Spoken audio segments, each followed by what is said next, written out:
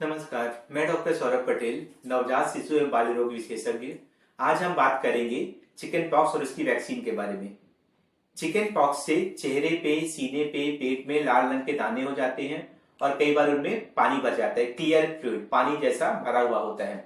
और जैसे ये घाव भरते हैं वहां पे पपड़ी जम जाती है। चिकन पॉक्स एक बहुत ही इंफेक्शियस बीमारी है, मतलब अगर किसी एक को है तो दूसरे से उसको बचा पाना किसी और में ना फैले जो उसके संपर्क में है, बहुत मुश्किल होता है। वैसे ये बीमारी हल्की होती है, माइल्ड फॉर्म में होती है और ठीक होने में 5 से 10 दिन लगते हैं। लेकिन छोटे बच्चों में, खासतौर पे नवजात शिशुओं में और प्रेगनेंसी में इससे बहुत ज्यादा कॉम्प्लिकेशन हो सकते हैं। इनफैक्ट प्रेग्नेंट लेडीज को अगर ये इन्फेक्शन या बीमारी हो गई तो बच्चों में जो फीटस है प्रेगनेंसी के दौरान उसमें भी कुछ जन्मजात माल फॉर्मेशन हो सकते हैं। और कॉम्प्लिकेशन इसमें ऐसे हो, जैसे ये स्किन की बीमारी है तो कई बार स्किन के दूसरे इन्फेक्शन से कॉम्प्लिकेशन हो जाता है, निमोनिया हो जाता है और ब्रेन और स्पाइनल कॉर्ड का भी इन्फेक्शन हो सकता है।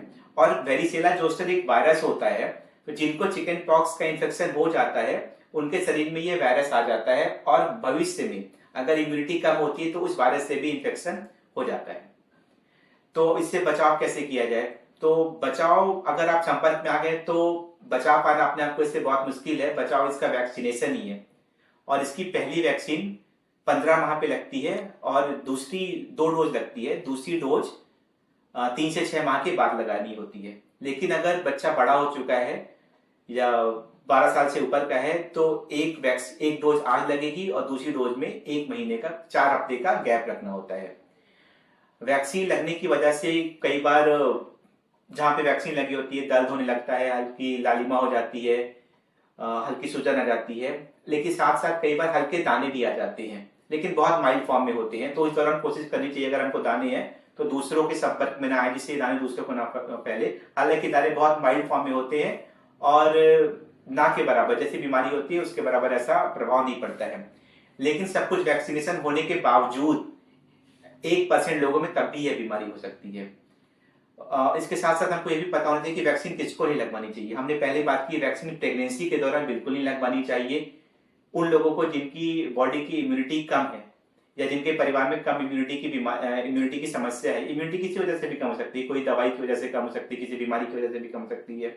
ऐसे लोगों को भी नहीं लेनी चाहिए। जो लोग एस्पिरिन खाते हैं, एस्पिरिन की दवाई जिनको चलती होती है, और कोशिश ये करनी चाहिए कि जैसे किसी को अगर खून चढ़ा है तो उसको वैक्सीन लग सकती है। किसी को खून चढ़ा है और किसी को कोई और वैक्सीन लगी है तो कम से कम 1 माह का वैक्सीन लगने के बाद से इंतजार करना चाहिए।